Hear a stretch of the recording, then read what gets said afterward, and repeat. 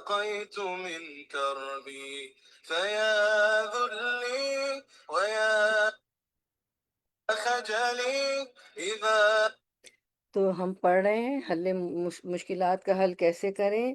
تو پس اے اللہ، دل کی جلن اور سوزش کی جگہ سکون، غم کے بدلے خوشی اور خوف کے وقت امن عطا فرما۔ اے اللہ، دل کی سوزش کو یقین کی برف سے ٹھنڈا کر دے اور مصیبت کی آگ کو ایمان کے پانی سے بجھا دے۔ اے رب، بے خوابی کی شکار آنکھوں پر اپنی طرف سے امن والی اونگ ڈال اور بے چین و بے قرار نفسوں پر سکون نازل کر اور ان کو فوری فتح عطا فرما۔ اے اللہ، فجر صادق کے نور کے ساتھ وسوسوں کو دور کر دے اور پوشیدہ باطل کو حق کے ایک حملے سے نیست و نابود کر دے۔ شیطان اور اس کے معاونین کی تدبیر کو اپنی مدد کے لشکروں کی مدد سے رد کر دے۔ اے اللہ، ہم سے غم دور کر دے، ہماری تکلیف کو زائل کر دے اور ہمارے نفسوں سے قلق اور بے چینی کو دور کر دے۔ آمین یا رب العالمین۔ تو ہم شروع کرتے ہیں حل مشکلات کا مقابلہ کیسا کریں، how to tackle with difficulties in Islamic perspective, قرآن و سنت کی روشنی میں انشاءاللہ۔ نحمدہ ونصلی علی رسولہ الکریم، اما بعد فاعوذ باللہ من الشیطان الرجیم، بسم اللہ الرحمن الرحیم۔ ربی اشرح لی صدری ویسر لی امری واحلل عقدۃ من لسانی یفقہوا قولی۔ ربی زدنا علما، اللہم فقہنا فی الدین، اللہم انفعنا بما علمتنا وعلمنا ما ینفعنا وزدنا علما، آمین یا رب العالمین۔ تو انشاءاللہ ہم شروع کرتے ہیں۔ ہم نے طریقہ نمبر حل مشکلات کا طریقہ نمبر 25 تک کیا تھا۔ اب ہم کرتے ہیں طریقہ نمبر 26 سے پڑھیں گے انشاءاللہ۔ تو طریقہ نمبر 26، مشکلات کا مقابلہ کیسے کریں۔ تم پر لازم ہے کہ تم غیر اللہ سے بے نیاز ہو کر صرف اللہ کی مدد طلب کرو اور اسی پر بھروسہ کرو۔ اس باب میں ہمارا ارادہ یہ ہے کہ ہم تمہارے سامنے دو چیزیں پیش کریں جن سے تمہارا دل غیر اللہ سے ہٹ کر صرف ایک اللہ پر بھروسہ کرنے لگے، لیکن تم پر بھی یہ لازم ہے کہ تم مخلوقات اور مادی اسباب پر بھروسہ نہ کرو، بلکہ تم اپنا توکل اور بھروسہ اللہ کی ذات پر کرو اور کسی چھوٹی بڑی مخلوق کے ساتھ اپنی امید و آرزو کو وابستہ نہ کرو۔ شیخ الاسلام ابن تیمیہ رحم اللہ نے فرمایا، بس بندائے خدا پر لازم ہے کہ اس کا دل مادی اسباب میں سے کسی پر بھروسہ نہ کرے، اللہ تعالیٰ اس کے لیے ایسے اسباب میسر کر دے گا جو اس کی دنیا اور آخرت کی اصلاح اور درستگی کا باعث بنیں گے۔ اللہ ہماری دنیا اور آخرت کی اصلاح کر دیجئے۔ اللہ تعالیٰ نے فرمایا الانفال 64، یا ایھا النبی حسبک اللہ ومن اتبعک من المؤمنین۔ اے نبی صلی اللہ علیہ وسلم، تجھے اللہ کافی ہے اور ان مومنوں کو بھی جو تیرے پیچھے چلے ہیں۔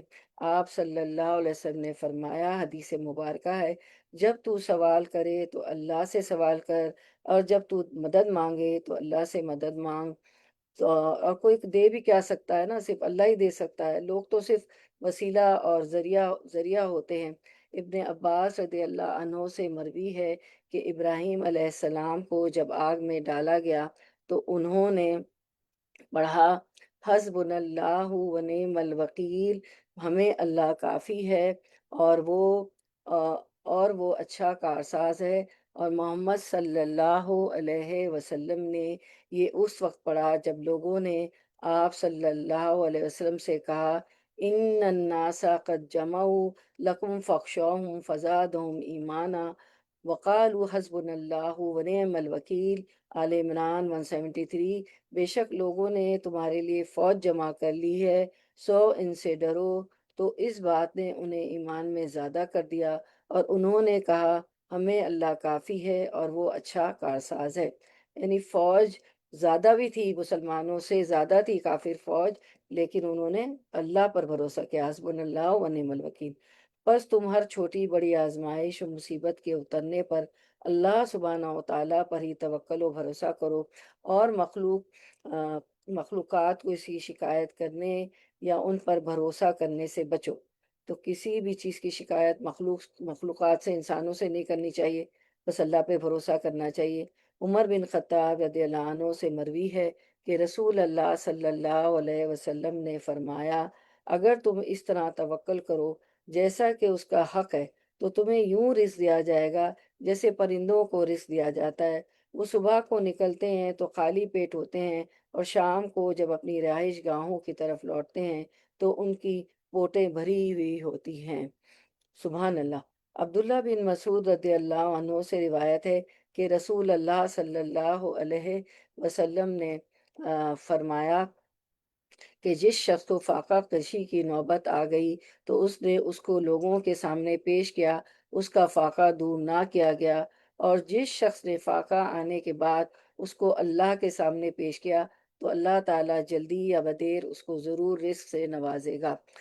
سورۃ الطلاق آیت 2 اور 3 میں ارشاد باری تعالیٰ ہے، وَمَن يَتَّقِ اللَّهَ يَجْعَل لَّهُ مَخْرَجًا وَيَرْزُقْهُ مِنْ حَيْثُ لَا يَحْتَسِبُ، اور جو اللہ سے ڈرے گا وہ اس کے لیے نکلنے کا کوئی راستہ بنا دے گا اور اسے رزق دے گا جہاں سے وہ گمان نہیں کرتا۔ الشیخ محمد بن صالح العثیمین رحمۃ اللہ نے اللہ تعالیٰ کے اس فرمان وَمَن يَتَوَکَّلْ عَلَى اللَّهِ فَهُوَ حَسْبُهُ سورۃ الطلاق آیت 3 کی تفسیر میں فرمایا، یہ جملہ شرطیہ ہے جو اپنے منطوق مفہوم کے ساتھ یہ فائدہ دیتا ہے کہ بلا شبہ جو اللہ پر توکل کرے گا تو یقیناً اللہ تعالیٰ اس کو اس کی پریشانیوں میں کافی ہوگا اور اس کے معاملات میں آسانی پیدا کر دے گا۔ بس اللہ تعالیٰ اس کو کافی ہے، اگرچہ اس کو کچھ تکلیف کا سامنا کرنا پڑے، یقیناً اللہ تعالیٰ اس کی تکلیف میں اس کو کفایت کرے گا۔ اور رسول اللہ صلی اللہ علیہ وسلم جو تمام لوگوں سے زیادہ توکل اور بھروسہ کرنے والے ہیں، اس کے باوجود ان کو تکلیف پہنچی ہے مگر ان کو اس کا نقصان نہیں ہوتا، کیونکہ بلا شبہ اللہ تعالیٰ ان کی کفایت کرتا ہے۔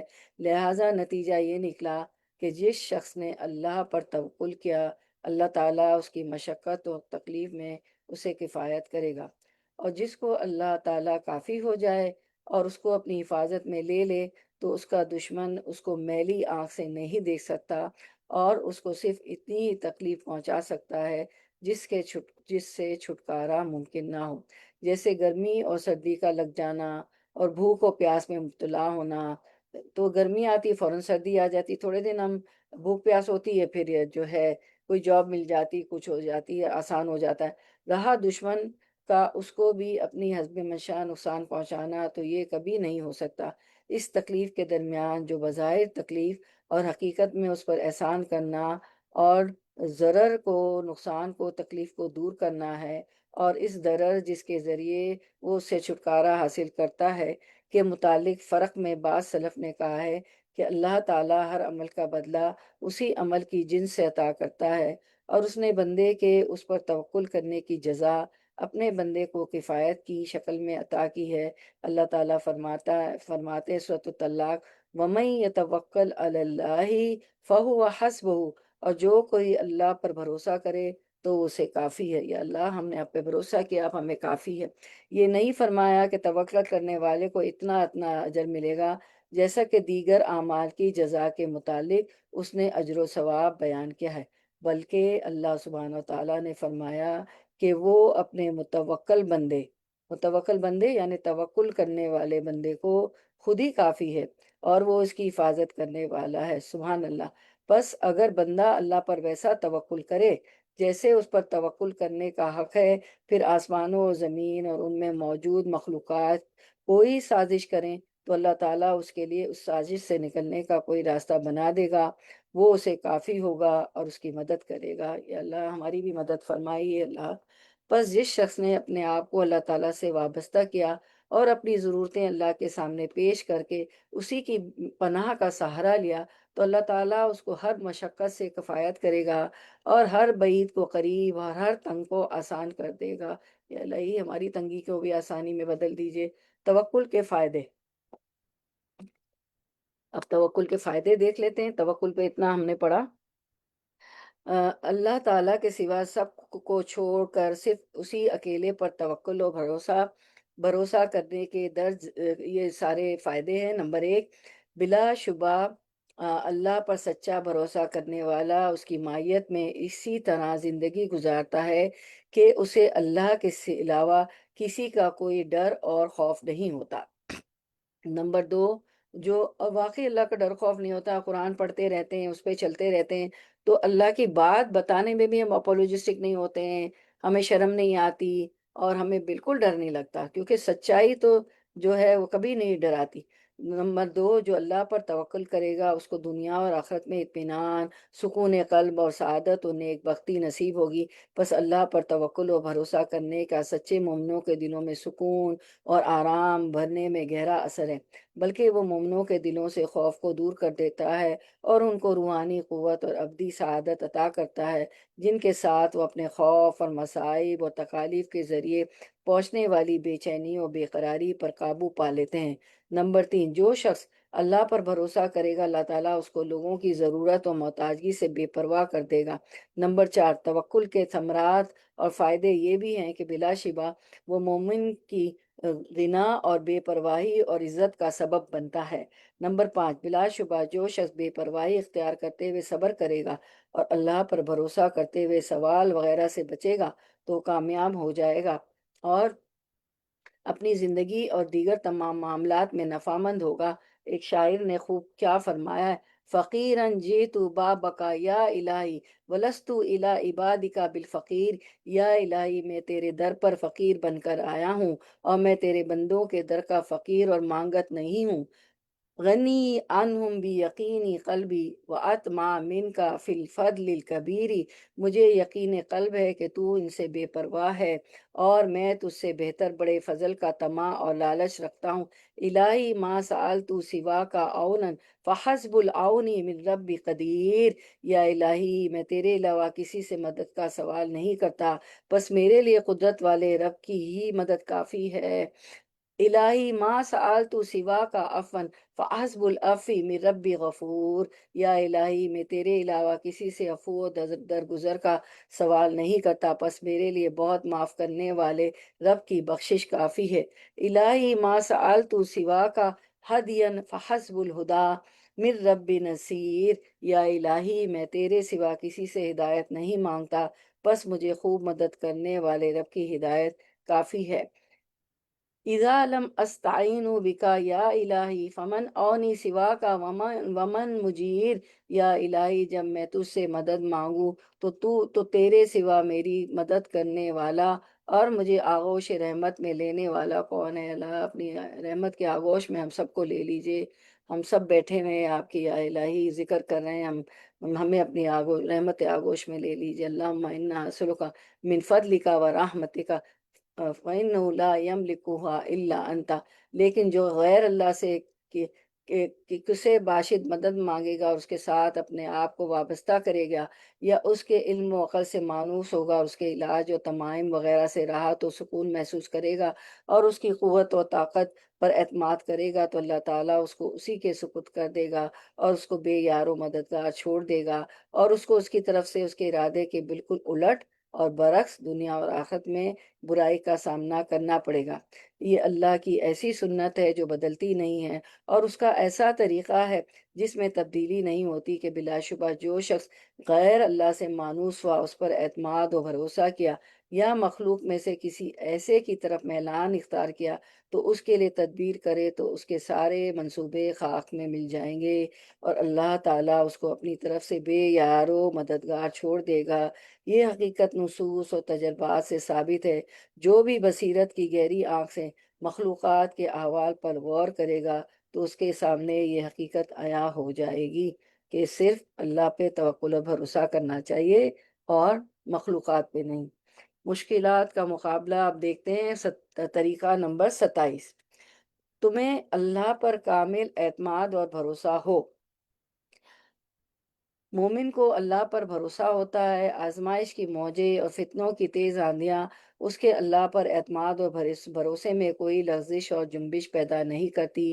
اللہ تعالیٰ نے فرمایا، الاحزاب 22، وَلَمَّا رَأَى الْمُؤْمِنُونَ الْأَحْزَابَ قَالُوا هَٰذَا مَا وَعَدَنَا اللَّهُ وَرَسُولُهُ وَصَدَقَ اللَّهُ وَرَسُولُهُ وَمَا زَادَهُمْ إِلَّا إِيمَانًا وَتَسْلِيمًا۔ اور جب مومنوں نے لشکروں کو دیکھا تو انہوں نے کہا، یہ وہی ہے جس کا اللہ اور اس کے رسول نے ہم سے وعدہ کیا تھا، اور اللہ اور اس کے رسول نے سچ کہا، اور اس چیز نے ان کو ایمان اور فرمانبرداری میں ہی زیادہ کیا۔ تو ان کا ایمان تو بہت مضبوط تھا نا، تو چاہے فوجیں زیادہ ہو، کچھ بھی ہو، وہ کبھی بھی نہیں ڈرتے تھے۔ انہیں پتا تھا کہ اللہ ہمارا مددگار ہے۔ سورۃ آل عمران 174 173، الذین قال لهم الناس ان الناس قد جمعوا لكم فاخشوهم فزادهم ایمانا وقالوا حسبنا اللہ ونعم الوکیل۔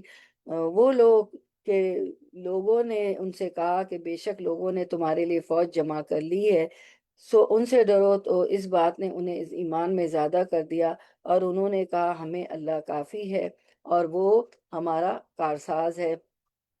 فانقلبوا بنعمة من الله وفضل لم يمسسهم سوء واتبعوا رضوان الله والله ذو فضل عظیم۔ اور نتیجہ یہ ہوا کہ اللہ کی نعمت و فضل کے ساتھ یہ لوٹے، انہیں کوئی برائی نہیں پہنچی، انہوں نے اللہ تعالیٰ کی رضامندی کی پیروی کی۔ اللہ بہت بڑے فضل والا ہے۔ اے آزمائش میں مبتلا مومن، اللہ پر بھروسہ رکھ، کمزوری مت دکھا اور غم نہ کر، اور یہ نہ سمجھ کہ اللہ تعالیٰ آزمائش کی گھڑی میں تجھے اکیلا چھوڑ کر الگ ہو جائے گا۔ اللہ تو بندوں کی شرک سے بھی قریب ہے، ہرگز نہیں، اللہ سبحانہ تعالیٰ ایسا ہرگز نہیں کرے گا۔ بس وہ اپنی توفیق و حفاظت کے ساتھ تیری مدد کرے گا، اپنی اس آنکھ کے ساتھ تیری حفاظت کرے گا جو سوتی نہیں ہے۔ مومنوں کے پاس یہی وہ عظیم اعتماد و بھروسہ ہے جو ان کو آزمائش کے راستے میں مسلسل چلاتا ہے اور ان کو اپنے دین کی مدد کرنے پر ابھارتا ہے، علاوہ اس کے کہ وہ اس راستے میں پہنچنے والی آزمائشوں کی پرواہ کرے۔ کسی شاعر نے کیا خوب کہا، یا صاحب الہمی ان الہم منفرج ابشر بخیر فإن الفارج اللہ۔ اے غمگین، بلا شبہ غم دور ہونے والا ہے، تو اس خوش خبری سے خوش ہو جا کہ اس غم کو دور کرنے والا اللہ ہے۔ اذا بلیت فثق باللہ وردہ بھی ان الذی یکشف البلوى هو اللہ۔ جب تو آزمائش میں مبتلا کیا جائے تو اللہ پر بھروسہ رکھ اور اس کی رضا پر راضی رہ، کیونکہ جو آزمائش کو دور کرتا ہے وہ اللہ ہے اور کوئی نہیں دور کر سکتا۔ اے مومن، انبیاء کے اپنے اللہ عز و جل پر اعتماد و بھروسہ کو دیکھ کر، اپنے سامنے سمندر کی موجیں اور اپنے پیچھے فرعون کی فوجیں دیکھ کر بھی موسیٰ علیہ السلام کے پائے ثبات میں ذرہ برابر بھی لغزش نہ آئی، بلکہ وہ پکار اٹھے۔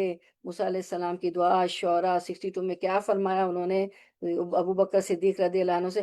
قالا کل نہیں، انہوں نے اپنی قوم سے، بنی اسرائیل سے، موسیٰ علیہ السلام نے سورۃ الشعراء 62 میں فرمایا، قالا کلا انا معی ربی سیہدین، کہا ہرگز نہیں، بے شک میرے ساتھ میرا رب ہے، وہ مجھے ضرور راستہ بتائے گا۔ سامنے سمندر ہے، قوم کہہ رہی کہ ہم ڈوب جائیں گے، وہ کہتے ہیں کہ نہیں، وہ بے شک میرا ساتھ میرا رب ہے۔ موسیٰ علیہ السلام کہتے ہیں وہ مجھے ضرور راستہ بتائے گا۔ اور جب مشرکین مکہ اس غار کے منہ تک پہنچ گئے جس میں نبی کریم صلی اللہ علیہ وسلم اور ابو بکر رضی اللہ عنہ چھپے ہوئے تھے، جب وہ ہجرت کر رہے تھے، تو ابو بکر رضی اللہ عنہ نے کہا، یا رسول اللہ صلی اللہ علیہ وسلم، اگر ان میں سے کسی ایک نے اپنے قدموں سے نیچے کی طرف دیکھا تو وہ ضرور ہمیں دیکھ لے گا۔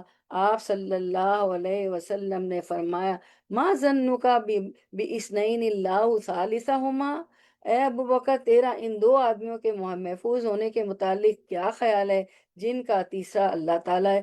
لا تحزن ان اللہ معنا، غم نہ کرو کیونکہ اللہ ہمارے ساتھ ہے۔ اب آپ دیکھیں کہ ثانی اثنین اذ ہما فی الغار اذ یقول لصاحبہ لا تحزن ان اللہ معنا۔ تو وہ دو میں کے ایک، یعنی دونوں تھے نا، ابراہیم ابو بکر صدیق اور آپ صلی اللہ علیہ وسلم غار میں تھے، اور نیچے سے ابو بکر صدیق کو لگ رہا تھا کہ وہ ہمارے پیر وغیرہ دیکھ لیں گے تو کیا ہوگا، تو اس یقول لصاحبہ، تو آپ صلی اللہ علیہ وسلم نے اپنے صاحب ابو بکر صدیق رضی اللہ عنہ سے کہتے ہیں لا تحزن ان اللہ معنا، کہ جو ہے بالکل نہ ڈرو، ہمارے ساتھ غم نہ کرو، ہاں کیونکہ ہمارے ساتھ اللہ ہے۔ اب عملی نقطہ ہم اپنا جائزہ لیں کہ کسی بھی غم، پریشانی یا تکلیف میں ہمارا رویہ کیا ہوتا ہے۔ کیا ایسے موقع پر میں اور آپ سب سے پہلے اللہ کا خیال ہمارے دلوں میں آتا ہے، یا ہم لوگوں سے مدد کی امید رکھتے ہیں؟ جب اللہ کا خیال دل میں آئے گا، 2 رکعت نفل پڑھیں گے، سجدے میں گر جائیں گے یا زبان سے بھی گڑ گڑا کے اللہ سے مدد مانگیں گے، تو وہی ہمیں سجھائے گا کہ کس کو فون کریں اور کون ہماری مدد کرے گا یا ہم کیا کریں۔ تو ہمارا عملی نقطہ یہی ہونا چاہیے کہ ہمارے دل میں سب سے پہلے اللہ کا خیال آنا چاہیے، اور ہم لوگوں سے مدد کی امید نہ رکھیں، اللہ سے مدد مانگیں، تو وہی راستہ بتائے گا، اور وہی جو ہے بتائے گا کہ کون مدد ہماری کر سکتا ہے۔ بہت ساری پریشانیوں، بہت ساری ویسٹ آف ٹائم، بہت ساری فون کال سے بچ جائیں گے انشاءاللہ، اور اللہ تعالیٰ بہترین مدد کرے گا۔ بلکہ آپ صلی اللہ علیہ وسلم کے اپنے رب پر اور اس کے اس وعدے پر اعتماد بھروسے کا مشاہدہ کرو جس کی وہ خلاف ورزی نہیں کرتا۔ جب آپ صلی اللہ علیہ وسلم کو اپنے شہر مکے سے نکلنے پر مجبور کیا گیا اور آپ ہجرت کرنے کے لیے مدینہ کی طرف عازم سفر ہوئے، تو سراقہ بن مالک تعاقب کرتا ہوا آپ صلی اللہ علیہ وسلم کو جا ملا، تاکہ وہ آپ صلی اللہ علیہ وسلم کو گرفتار کر کے مشرکین مکہ کے سامنے پیش کرے اور انعام حاصل کرے۔ ظاہر ہے انہوں نے انعام بھی رکھا تھا نا مشرکین مکہ نے، کہ آپ صلی اللہ علیہ وسلم تم نظر نہیں آ رہے ہیں، ان کو ڈھونڈو۔ تو سراقہ بھی نکلا آپ صلی اللہ علیہ وسلم کو ڈھونڈنے کے لیے، تاکہ آپ کو دے دیں، ان کے حوالے کر دے، انعام حاصل کرے۔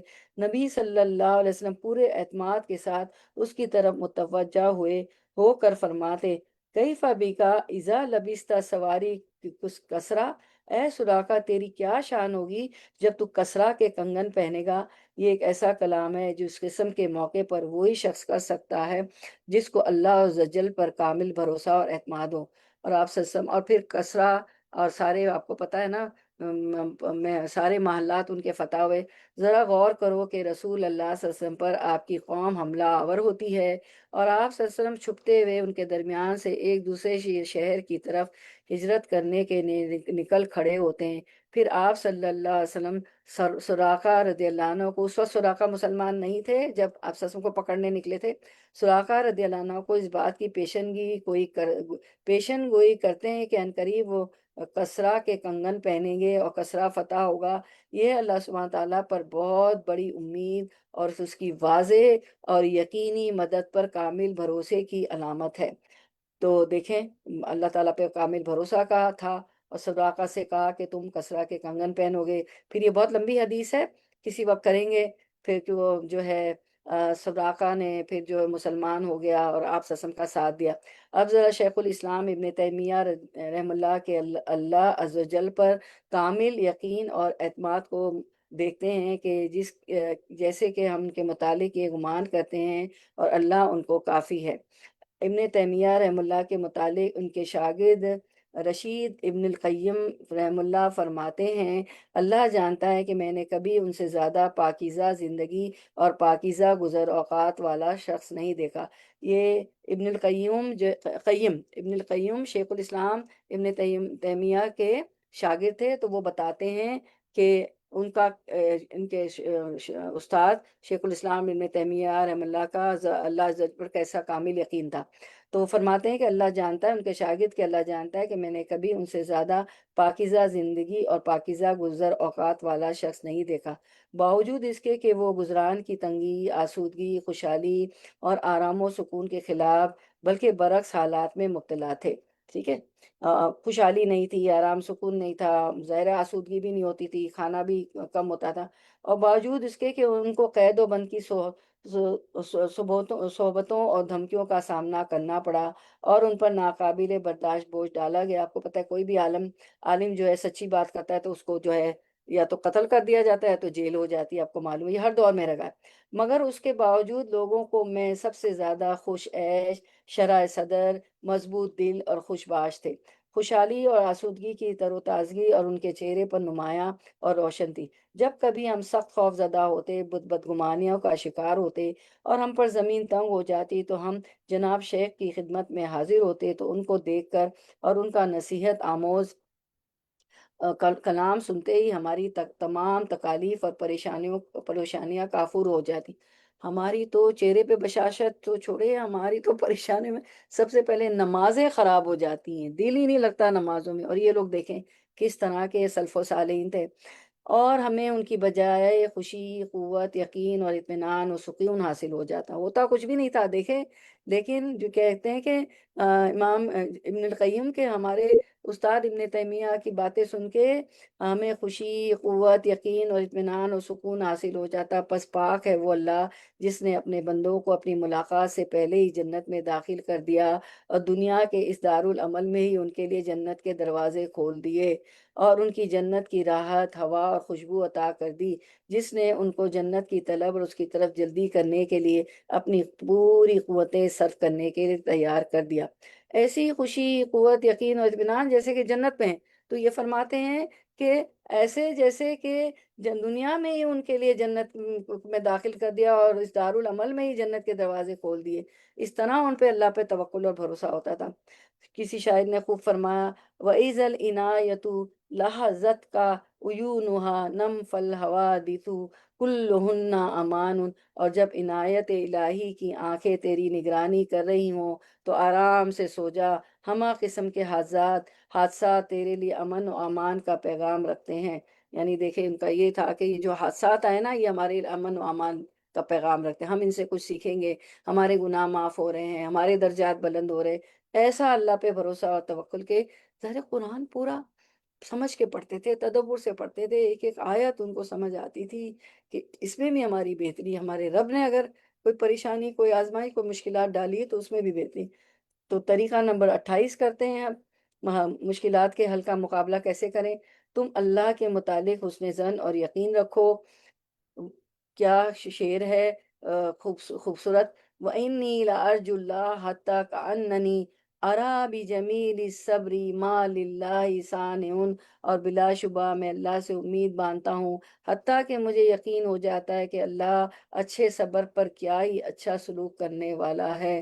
بس تم اللہ کے متعلق حسن ظن رکھو اور آگاہ رہو کہ بلا شبہ اس نے تمہیں عطا کرنے کے لیے تم سے روکا، اور تمہیں شفا بخشنے کے لیے تمہیں بیمار کیا ہے، اور تمہیں عافیت دینے کے لیے تمہیں آزمائش میں مبتلا کیا ہے۔ لہٰذا آزمائش کے ساتھ وہ تیری تربیت کرے گا اور تمہیں ہلاکتوں سے نجات دے گا۔ اللہ تعالیٰ تمہیں بھلائی پہنچائے گا، خواہ وہ تمہیں گراہ گزرے، اور تمہیں نقصان دہ چیزوں سے دور کرے گا، خواہ تمہارا نفس اس کی طرف کتنا ہی مشتاق ہو۔ وہ تمہیں آزمائش میں مبتلا کرتا ہے تاکہ تمہارے صبر اور بہادری کا امتحان لے اور تمہاری گریہ و زاری اور دعا سنے۔ وہ تمہیں عذاب دینے اور ہلاک کرنے کے لیے تمہیں آزمائش میں مبتلا نہیں کرتا، لہٰذا تم اللہ کے متعلق حسن ظن رکھو، تم ضرور بالضرور بھلائی، فتح و نصرت اور فوز و فلاح سے ہمکنار ہوگے۔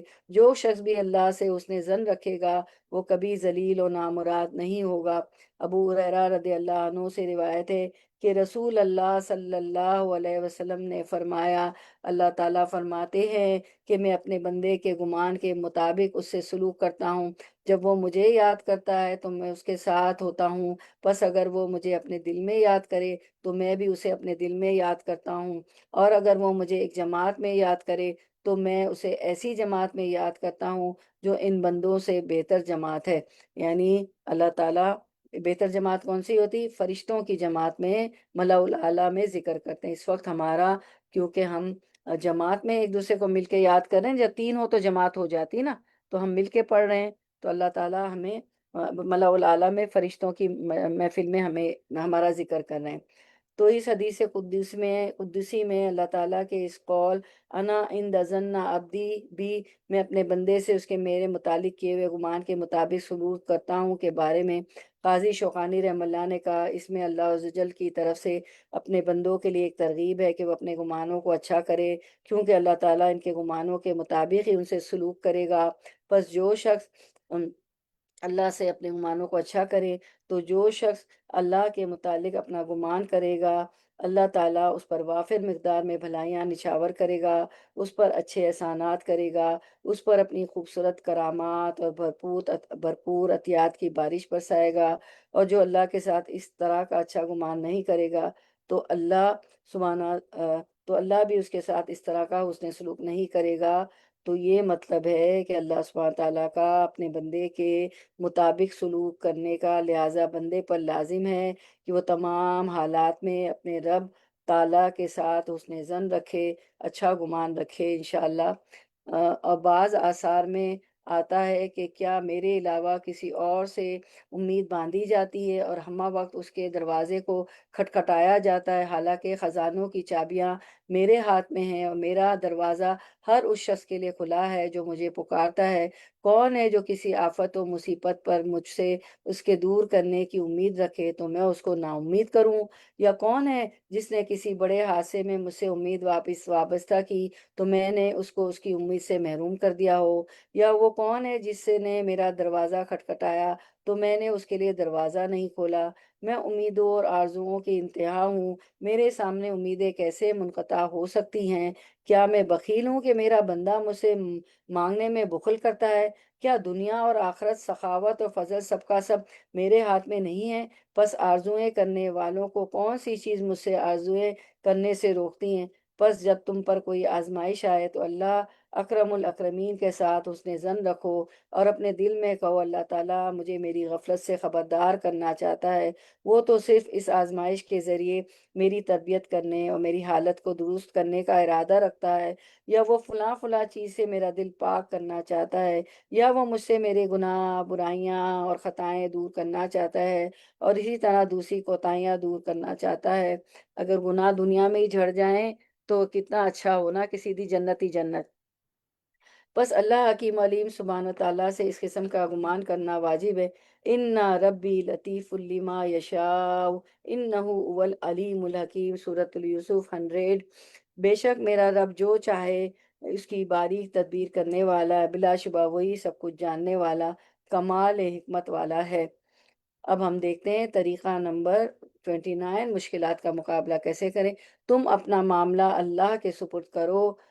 شاعر نے خوب کہا ہے، قد قلت للرجل المقسم امره فوض الیہ تنم خلیل العین۔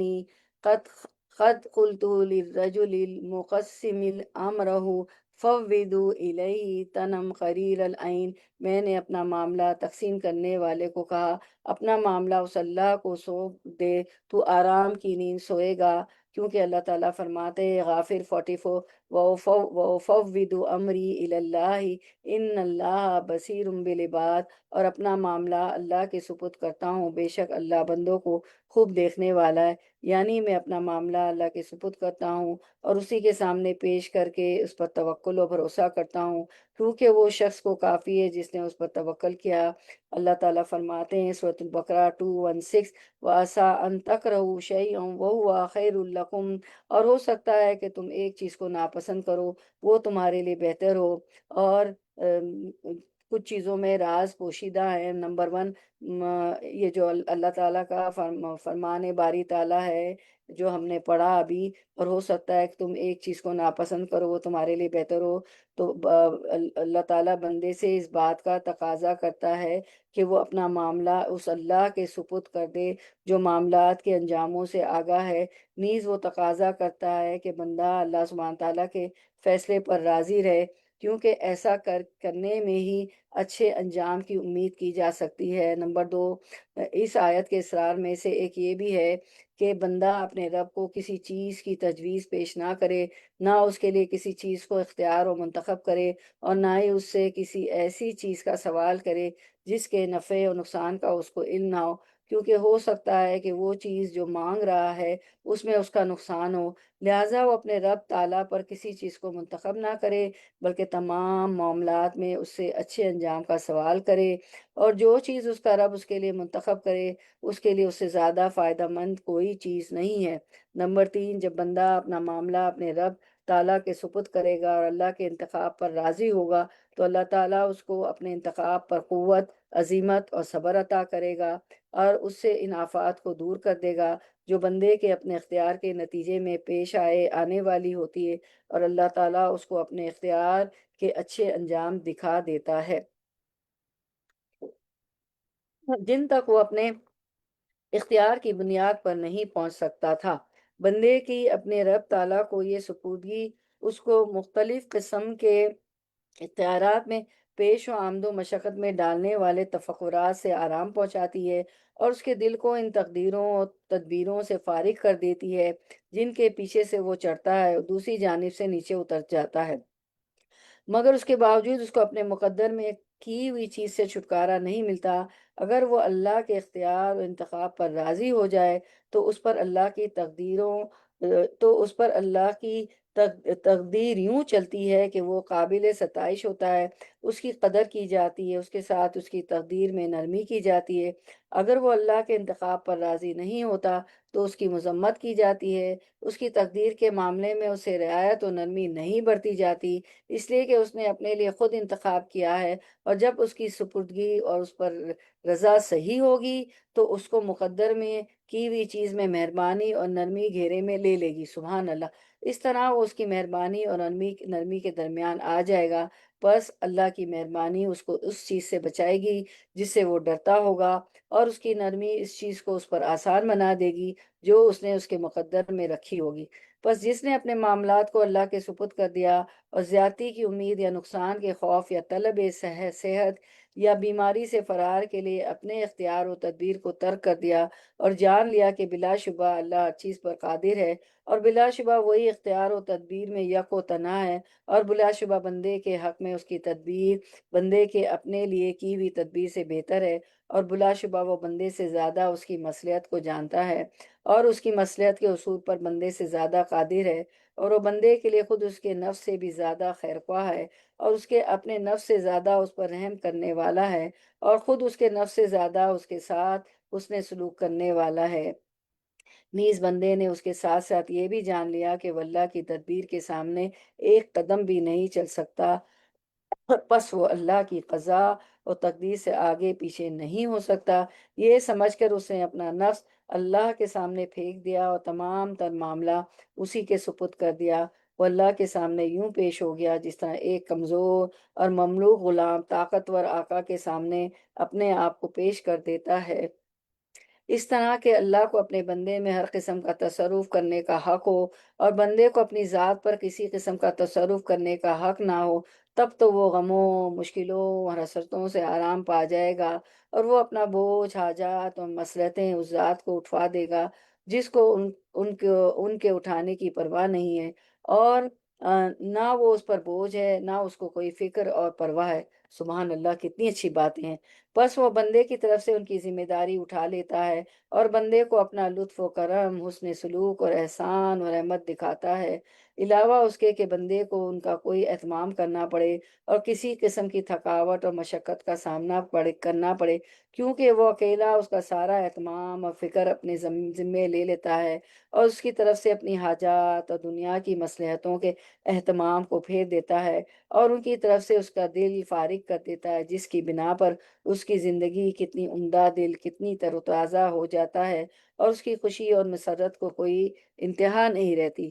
یعنی سب اللہ آسان کر دیتے ہیں، انسان کو جو ہے آ، اگر وہ سب اللہ پہ توکل کرے، سب اللہ پہ چھوڑ دے، اچھی اور بری تقدیر کچھ بھی ہو رہا ہے کہ بس یہ اللہ نے میرے لیے بہتر کیا ہے، تو ساری مصلحتوں کا اہتمام اللہ کر دیتے ہیں، اور اللہ تعالیٰ دنیا کی ساری حاجات سب پوری کر دیتے ہیں، اور دنیا کی مشکلات سے اس کے دل کو فارغ کر دیتے ہیں۔ پس جو شخص اپنا معاملہ اللہ کے سپرد کرے گا تو اس نے اپنا معاملہ اللہ کو سونپا، اور اس کی حفاظت میں دیا، اس کی پناہ میں رکھا، جہاں اس کو کسی سرکش دشمن کا ہاتھ نہیں چھو سکتا، نہ کوئی باغی متکبر ہی اس کے خلاف کوئی کارروائی کر سکتا ہے۔ طریقہ نمبر 30، تم اللہ کی طرف عوض اور بدلے کی امید رکھو۔ جس شخص نے اللہ کی تقدیر پر اعتراض چھوڑ دیا اور اپنا تمام تر معاملہ اپنے رب تعالیٰ کے سپرد کر دیا تو اللہ تعالیٰ اس کو رضا اور خوشنودی اور یقین عطا فرمائے گا، اور اس کو اپنے معاملے کا ایسا اچھا انجام دکھائے گا جس کا خیال بھی کبھی اس کے دل میں نہ گزرا ہوگا۔ سلمہ رضی اللہ عنہ سے مروی ہے کہ میں نے رسول اللہ صلی اللہ علیہ وسلم کو فرماتے ہوئے سنا، ما من مسلم تصیبہ مصیبۃ فیقول ما امرہ اللہ انا للہ وانا الیہ راجعون اللہم اجرنی فی مصیبتی واخلف لی خیرا منہا الا اخلف اللہ لہ خیرا منہا۔ کوئی مسلمان نہیں جسے مصیبت پہنچے اور وہ وہی کچھ کہے جس کا اللہ نے اسے حکم دیا ہے، یقیناً ہم اللہ کے ہیں، اسی کی طرف لوٹنے والے۔ اے اللہ مجھے میری مصیبت پر اجر دے اور مجھے سے بہتر بدل عطا فرما، مگر اللہ تعالیٰ اسے اس ضائع شدہ چیز کا بہتر بدل عطا فرما دیتا ہے۔ سلمہ کہتی کہ جب ابو سلمہ یعنی ان کے شوہر رضی اللہ عنہ وفات پا گئے تو میں نے کہا کہ مسلمانوں میں سے سلمہ سے بہتر کون ہو سکتا ہے؟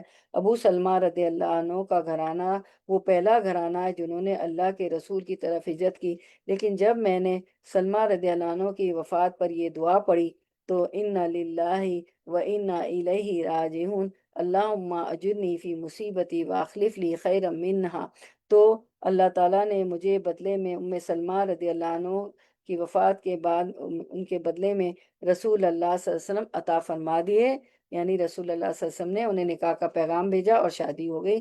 تو آپ صلی اللہ علیہ وسلم سے بہتر کون خاوند ہو سکتا تھا نا سلمہ کے لیے۔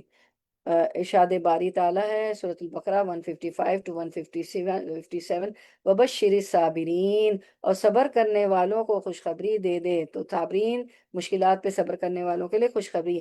کون ہے وہ لوگ؟ الذین اذا اصابتهم مصیبۃ قالوا انا للہ وانا الیہ راجعون، یہ وہ لوگ ہیں جب انہیں کوئی مصیبت پہنچتی ہے تو کہتے ہیں بے شک ہم اللہ کے لیے ہیں اور بے شک ہم اسی کی طرف لوٹنے والے ہیں۔ اولئک علیہم صلوات من ربہم ورحمۃ واولئک هم المہتدون، یہ لوگ ہیں جن پر ان کے رب کی طرف سے کئی مہربانیاں اور بڑی رحمت ہے، اور یہی لوگ ہدایت پانے والے ہیں۔ بس دنیا اور آخرت میں اللہ سے بدلے کی امید رکھو، اللہ سے اجر و ثواب کی امید رکھو، اور اس سے امید رکھو کہ وہ تم کو رضا و یقین کی مٹھاس عطا کرے، نیز اس سے عافیت کی امید رکھو جیسے تم نے اس آزمائش پر اجر و ثواب کی امید رکھی۔ جب تم صبر کرو گے اور ثواب کی امید رکھو گے تو عنقریب اللہ تمہیں بہتر بدلہ عطا کرے گا انشاءاللہ۔ انس بن مالک سے مروی ہے کہ میں نے نبی کریم صلی اللہ علیہ وسلم کو فرماتے ہوئے سنا، بلا شبہ اللہ تعالیٰ فرماتے جب میں اپنے بندے کو اس کی دو پیاری چیزوں آنکھوں کے متعلق آزمائش میں مبتلا کرتا ہوں اور وہ اس پر صبر کرتا ہے تو میں اس کو ان چیزوں کے بدلے جنت عطا کروں گا۔ ان دو چیزوں سے مراد اس کی دو آنکھیں، کیونکہ بعض لوگ اندھے بھی ہو جاتے ہیں نا، تو وہ اندھا ہونے پر اگر صبر کرتا ہے تو ان دو چیزوں کے بدلے اللہ تعالیٰ جنت عطا فرماتے ہیں۔ ابو موسیٰ اشعری سے روایت ہے رضی اللہ عنہ، رسول اللہ صلی اللہ علیہ وسلم نے فرمایا جب کسی شخص کا بیٹا فوت ہو جاتا ہے تو اللہ تعالیٰ اپنے فرشتوں سے پوچھتے تم نے میرے بندے کے بیٹے کی روح قبض کر لی؟ تو فرشتے جواب دیتے ہاں۔ اللہ تعالیٰ پھر پوچھتے ہیں تم نے اس کے دل کا پھل توڑ لیا؟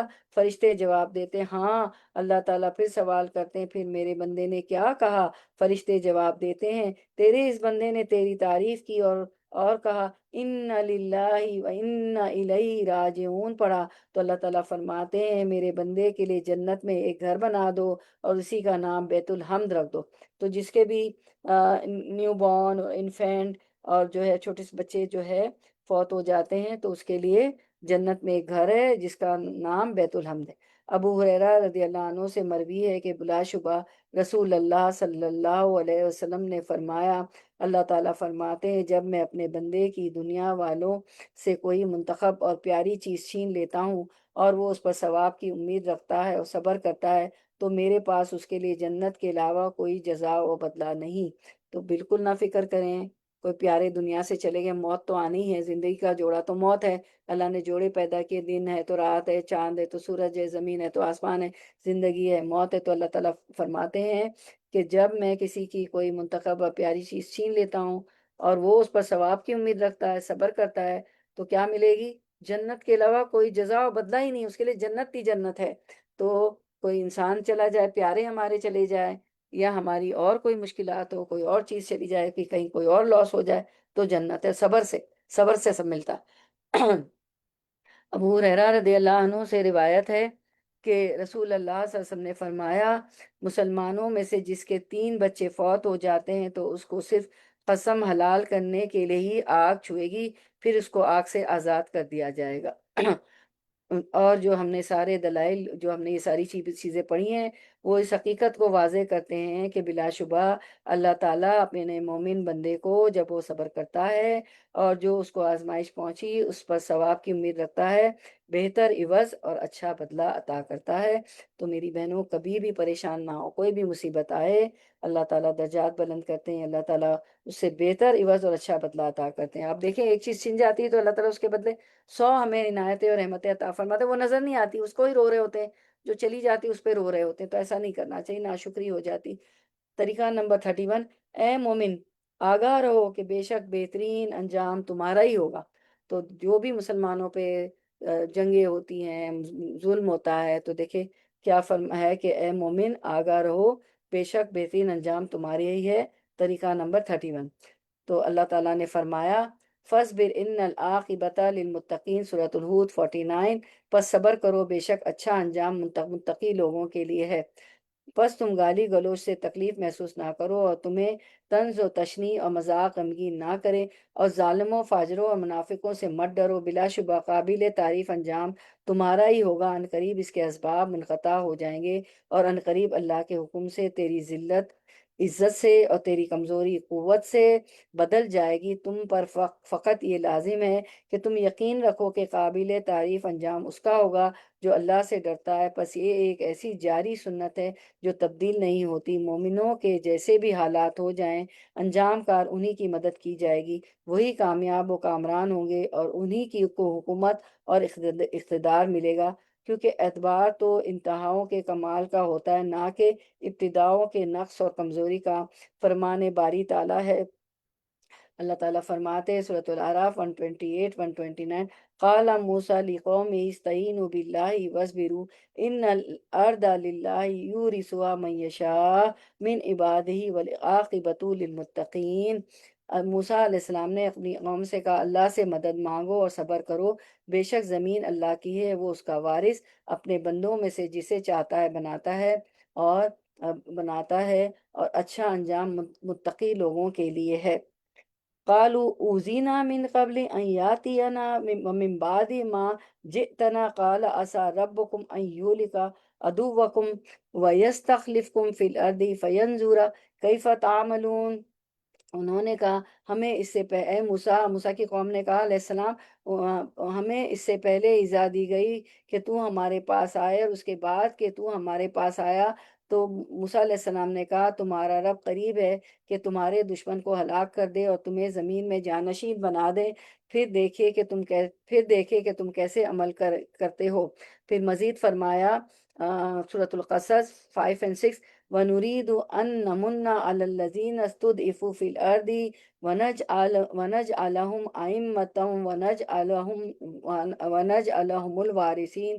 اور ہم چاہتے تھے کہ ہم ان لوگوں پر احسان کریں جنہیں زمین میں نہایت کمزور کر دیا گیا تھا، اور انہیں پیشوا بنائے اور انہی کو وارث بنائے۔ وَنُمَكِّنَ لَهُمْ فِي الْأَرْضِ وَنُرِيَ فِرْعَوْنَ وَهَامَانَ وَجُنُودَهُمَا مِنْهُمْ مَا كَانُوا يَحْذَرُونَ، اور انہیں زمین میں اقتدار دیں، اور فرعون اور حامان اور ان کے لشکروں کو ان سے وہ چیزیں دکھلائیں جس سے وہ ڈرتے تھے۔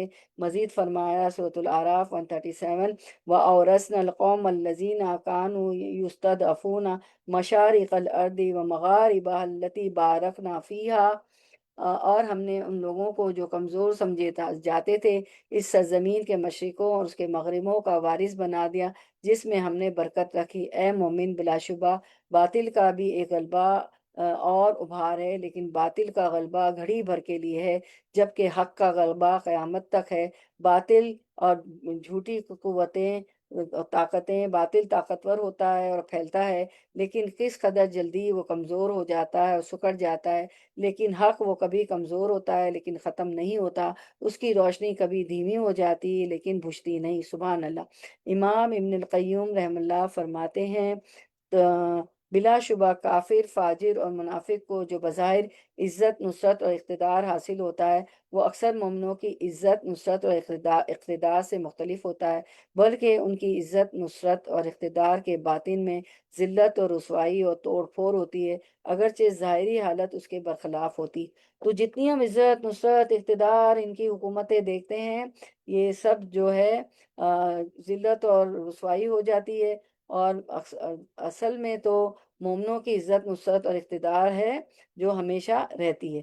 امام حسن بصری نے فرمایا، اگرچہ ان کافروں، فاجروں اور منافق کو لے کر غیر عربی گھوڑے تیزی سے بھاگتے ہوں اور خچر آواز نکالتے ہوئے ڈرتے ہوں، پھر بھی یقیناً معصیت و نافرمانی کی ذلت، کیونکہ تو نافرمان ہوتے ہیں، گناہ کرتے ہیں، تو یقیناً معصیت و نافرمانی کی ذلت ان کے دلوں میں موجود ہوتی ہے، لہٰذا اللہ تعالیٰ اپنی نافرمانی کرنے والوں کو ذلیل کرنے کے سوا کسی چیز کو نہیں مانتے۔ اللہ تعالیٰ نے فرمایا، نور 55، لَيَسْتَخْلِفَنَّهُمْ فِي الْأَرْضِ كَمَا اسْتَخْلَفَ الَّذِينَ مِن قَبْلِهِمْ۔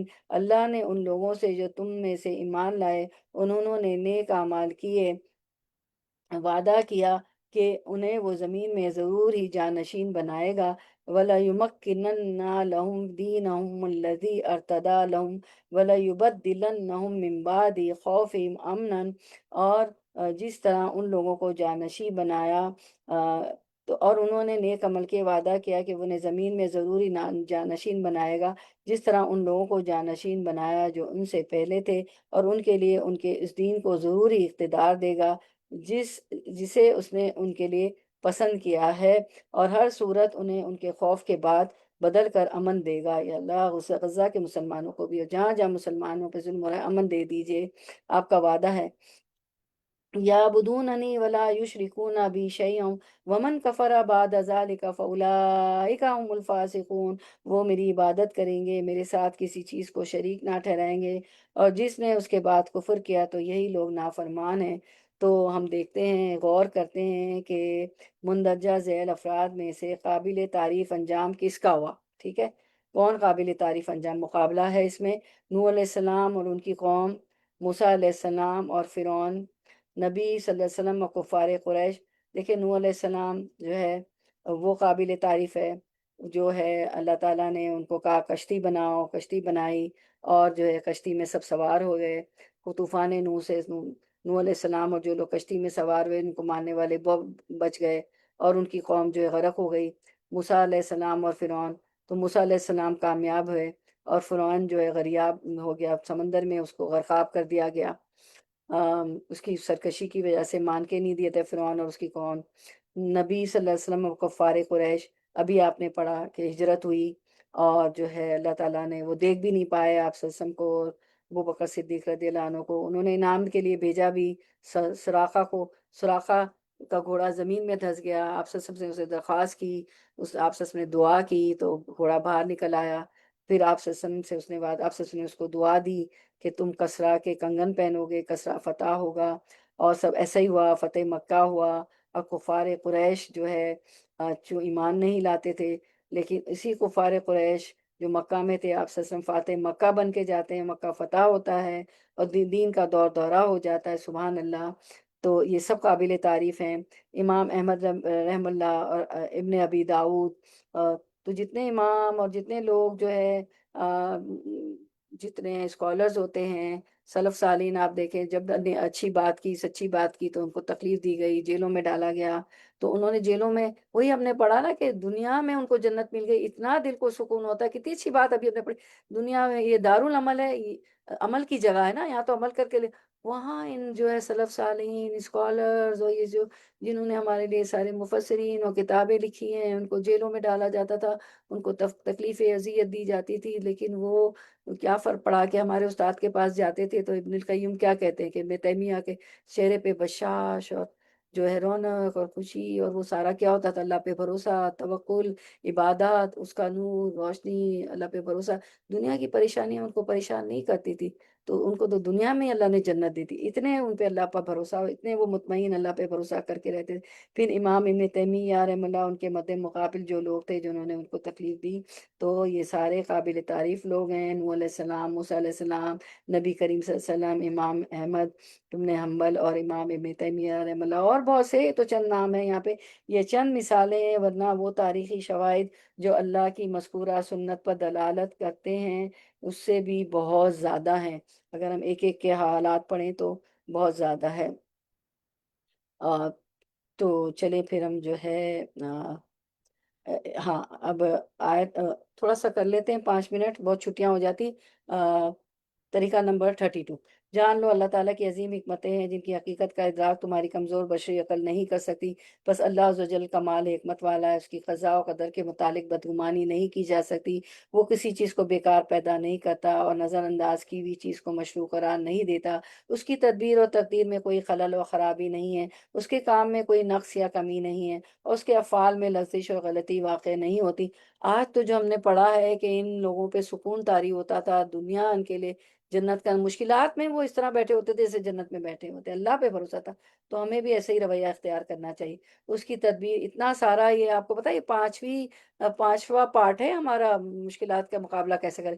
اس کو تو لگا لگا کے سنا کریں، پہلی قسط سے 5 قسط تک، جب جب ٹائم ملے، تو بہت اللہ پہ بھروسہ، توکل آئے گا، اور سکون زندگی میں آئے گا، اور مشکلات نہیں لگیں گی، اور لگے گا کہ یہ زندگی تو بہت تھوڑی ابھی ختم ہو جائے گی۔ جب پوچھا جائے گا کہ تم کتنا رہے، قرآن میں ہے نا، یوما اور بعد یوم، کہ میں تو ایک دن اور دن کا کچھ حصہ رہا، اس تدبیر، اور تو یہ تو ختم ہو جائیں گی پریشان، اصل زندگی تو وہی، اس کی تدبیر اور تقدیر میں کوئی خلل اور خرابی نہیں، اس کے کام میں کوئی نقص یا کمی نہیں ہے، اس کے افعال میں لغزش اور غلطی واقع نہیں ہوتی، وہ جو فیصلہ بھی کرتا ہے اس میں کمال حکمت ہوتی، وہ کسی کو دیتا ہے تو حکمت کے ساتھ، اور کسی سے روکتا ہے تو حکمت کے ساتھ، وہ حکمت کے ساتھ ہی عزت و ذلت دیتا ہے، اس کے کسی کو اٹھانے اور گرانے میں بھی اس کی کمال حکمت ہی کار فرما ہوتی۔ اسی طرح اس کے ہر فعل میں حکمت پنہاں ہے، کسی حکم اور فیصلے میں وہ کبھی ظلم نہیں کرتا، وہ کسی پر بھی کبھی ظلم نہیں کرتا، بلکہ وہ ظلم کرنے والوں سے بلند و بالا ہے۔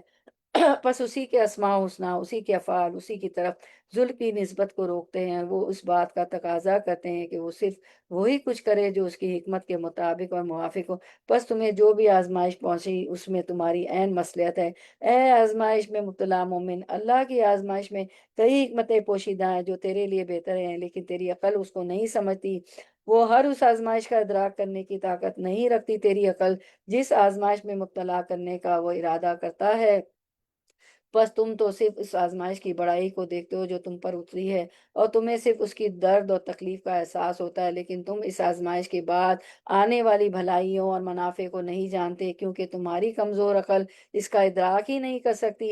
لیکن اللہ کی مشیت کے مطابق کچھ وقت کے بعد تم دیکھو گے کہ بلا شبہ یہ آزمائش تمہارے حق میں درست اور بہتر ہے۔ اللہ کے حکم سے کچھ ہی وقت کے بعد حقائق کھل کر تمہارے سامنے آ جائیں گے، تاکہ تمہیں یہ ادراک ہو جائے کہ بلا شبہ تمہاری عقل کمزور ہے، ہر چیز کا احاطہ نہیں کر سکتی۔ اللہ تعالیٰ اپنے فیصلے اور تقدیر میں کمال حکمت والا ہے۔ یقیناً تمہیں جو آزمائش پہنچی وہ تمہارے حق میں بہتر ہے، اور اگر تم پر اللہ کا لطف و کرم نہ ہوتا تو تمہیں یہ منافع بھی نہ حاصل ہو پاتے جو اللہ نے تمہیں آزمائش سے گزار کر عطا کیے ہیں۔ بس مومن پر کتنی ہی آزمائشیں آتی ہیں، وہ ان کی وجہ سے تکلیف محسوس کرتا ہے، دنوں پر دن گزرتے ہیں تو واضح ہوتا ہے کہ بلا شبہ وہ آزمائش اس کے حق میں بہتر ہے۔ بس وہ اللہ کا شکر ادا کرتا ہے کہ اس نے اس کو اس آزمائش میں مبتلا کیا، کیونکہ وہ اس آزمائش کے نتیجے میں وہ فوائد اور اچھے انجام دیکھتا ہے جن کا اس کے دل میں کبھی خیال بھی نہیں گزرا تھا، اور وہ اس کے وہم و گمان میں بھی نہیں تھے۔ پس پاک ہے وہ ذات جس نے اپنی حکمت کے ساتھ عقلوں کو حیران اور مدہوش کر دیا۔ اے مومن، تم پر جو آزمائش آئی اس پر خوش ہو جاؤ، بشرطے کہ تم دین کو تھامے رکھو۔ اللہ کے حکم کے ساتھ عنقریب تم خیر کثیر اور اچھے انجام دیکھو گے، چاہے کچھ وقت کے بعد ہی صحیح۔ انشاءاللہ العظیم ہم سب اچھے انجام دیکھیں گے، اور ہمارے مسلمان جہاں جہاں ظلم ہو رہا ہے وہ بھی اچھے انجام دیکھیں گے انشاءاللہ، غزہ پہ اور فلسطین پر، جہاں بھی انشاءاللہ۔ چلے تو پھر ہم اینڈ کرتے ہیں یہیں پر، انشاءاللہ آگے کنٹینیو کریں گے، تو آگے ہم کریں گے کہ تھوڑا وقت لگا کے پورا ہی کر لیں گے اس کو، ٹھیک ہے؟ अल्लाहुम्मा वफ़्फ़िक़नी लिमा तुहिब्बु व तर्दा। ऐ अल्लाह हमें तौफ़ीक दें कि हम वो अमल करें जिससे आप मोहब्बत करते हैं और राज़ी होते हैं।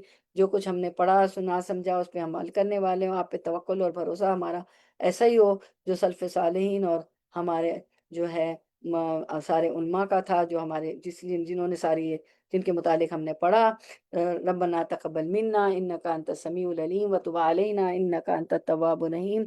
सुब्हाना रब्बिका रब्बिल इज़्ज़ति अम्मा यसिफ़ून व सलामुन अलल मुरसलीन वल्हम्दुलिल्लाहि रब्बिल आलमीन। सुब्हानकल्लाहुम्मा व बिहम्दिका नशहदु अल्ला इलाहा इल्ला अंता नस्तगफिरुका व नतूबु इलैक। अस्सलामु अलैकुम व रहमतुल्लाहि व बरकातुहू।